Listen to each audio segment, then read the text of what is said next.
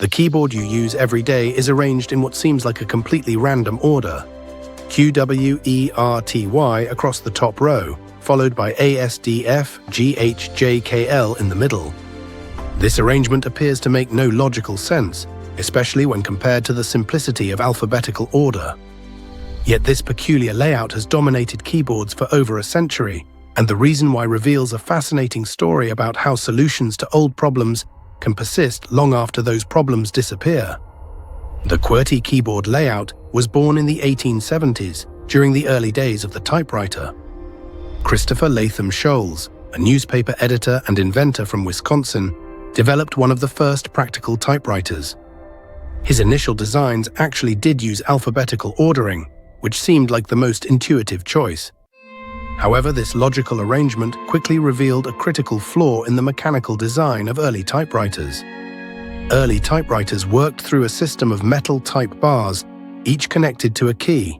When a typist pressed a key, the corresponding type bar would swing up and strike an ink ribbon against the paper, leaving an impression of the letter.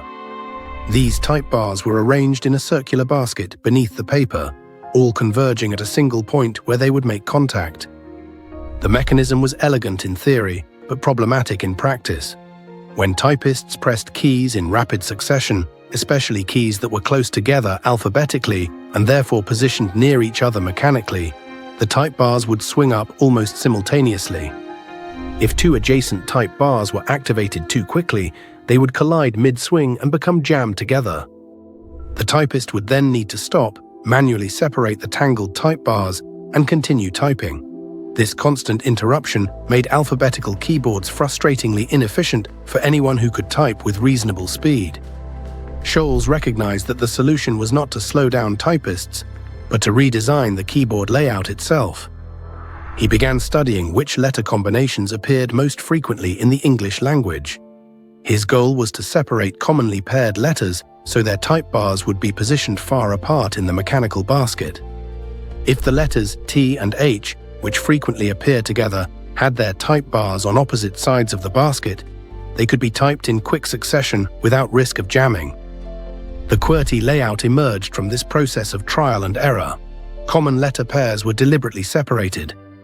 The letters E and R, frequently used together, were placed on different fingers. The same principle applied to other common combinations.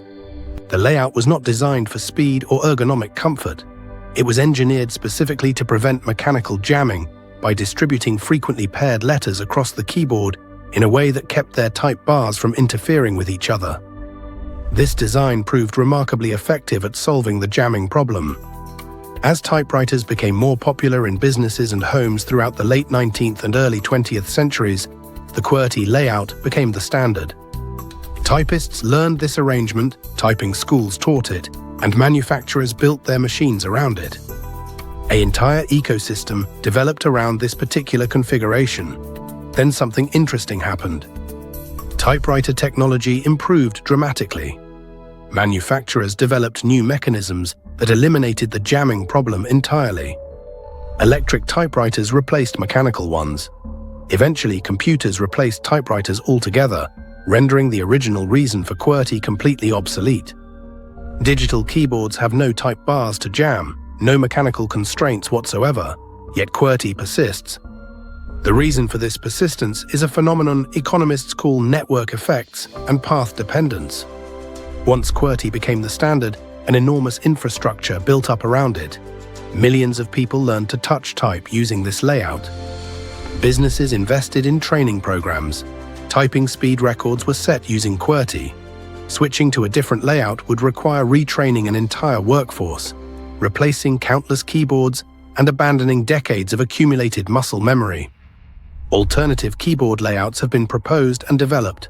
The most famous is the Dvorak simplified keyboard, patented in 1936 by August Dvorak and William Dealey. The Dvorak layout was designed using scientific principles of ergonomics and letter frequency analysis. It places the most common letters on the home row, where fingers rest naturally, reducing finger movement and potentially increasing typing speed while decreasing fatigue. Studies have shown that Dvorak can indeed be faster and more comfortable for many users. Other alternative layouts have emerged as well. The Colmac layout, developed in 2006, aims to improve upon both QWERTY and Dvorak by keeping some common keyboard shortcuts in familiar positions while optimizing letter placement. Workman, another modern alternative, focuses on reducing lateral finger movements. Each of these layouts has passionate advocates who can demonstrate measurable improvements in typing efficiency. Despite these alternatives and their proven benefits, QWERTY remains overwhelmingly dominant. The switching costs are simply too high for most individuals and organizations. A person who learns Dvorak or Colmac will find themselves at a disadvantage when using public computers, borrowed devices, or workplace equipment. The universal availability of QWERTY keyboards creates a powerful incentive to stick with the standard, even if that standard is suboptimal. The story of the QWERTY keyboard illustrates an important principle about technology and society. Sometimes we continue using systems not because they are the best possible solution, but because they are the established solution. The keyboard layout that was specifically designed to slow down typists and prevent mechanical jams in 19th century typewriters now serves as the interface for 21st century computers, smartphones, and tablets. The original problem has vanished, but the solution remains, locked in place by the weight of history and the practical realities of widespread adoption. This persistence is not necessarily bad. QWERTY works well enough for most purposes, and the universal standard means that anyone can sit down at almost any keyboard anywhere in the world and begin typing immediately. The inefficiency of the layout is real, but not crippling. For most users, the benefit of switching to an optimized layout would not outweigh the cost of relearning how to type. The QWERTY keyboard stands as a reminder that the tools we use every day often carry within them the solutions to problems we no longer face. The seemingly random arrangement of letters is actually a carefully engineered response to a specific mechanical challenge from over a century ago. Understanding this history does not change the keyboard in front of you, but it does reveal how deeply the past shapes the present, how solutions can outlive their problems, and how the path we choose early on can determine the road we travel for generations to come.